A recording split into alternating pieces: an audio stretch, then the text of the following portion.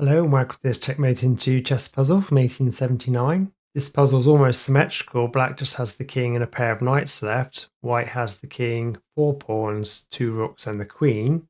It's White's turn. Can you see the checkmate in two?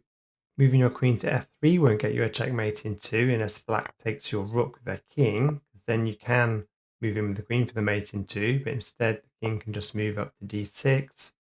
Now if you try and checkmate, the black king has escape squares.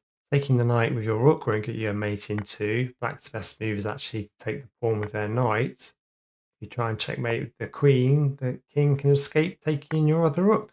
Taking the knight with your pawn doesn't get you a mate in two. Black king can move upwards. If you try and check with your rook, the king has escape squares. Moving your king to d3 isn't a mate in two. Black can check your king with one of their knights, so then you have to take back the knight with your rook. Okay, let's have a look at the solution to this one. So pause the video if you need some more time. To get the checkmate in two for white, you need to take the knight with your rook on c6.